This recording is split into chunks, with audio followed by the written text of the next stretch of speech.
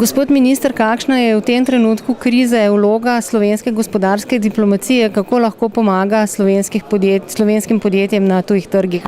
Ja, mislim, da slovenska gospodarska diplomacija lahko zelo pomaga našim podjetjem, zlasti na tistih trgih, kjer slovensko gospodarstvo še ni prisotno. Tam lahko gospodarska diplomacija odpira vrata, vzpostavlja nove kontakte.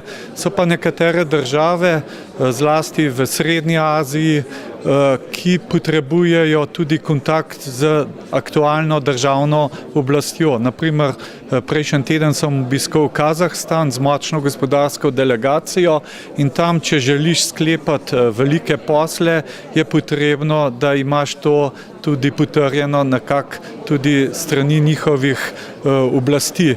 Moram reči, da na nivoju ministrov za zunanje zadeve smo se nekako dogovorili o tem, da bomo ukrepili gospodarsko sodelovanje. In tako poteka tudi v nekaterih drugih državah Srednje Azije, kot je Azerbajdžan. Tudi z Rusko federacijo je nemogoče izpeljati nekega velikega gospodarskega projekta brez sodelovanja obeh vlad, ministrstev.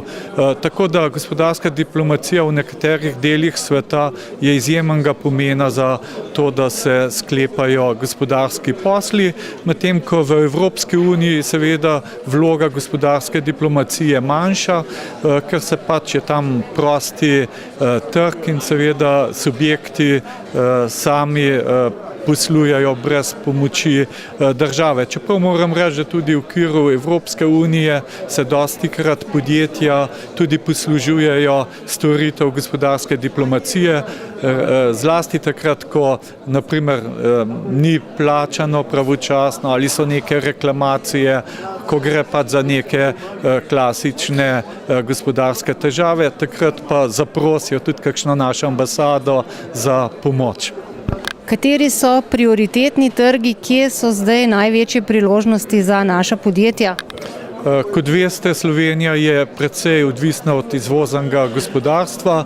Klasični trgi so bili zlasti Avstrija, Italija, Nemčija in so še zmeraj, vendar ugotavljamo, da v tej krizi, v kateri se nahaja Evropska unija, je potrebno pogledati tudi drugam. In mi smo sprejeli lansko leto dokument Mednarodni izzivi 2013, kjer smo opredelili, katere so naše prioritete v gospodarskem smislu.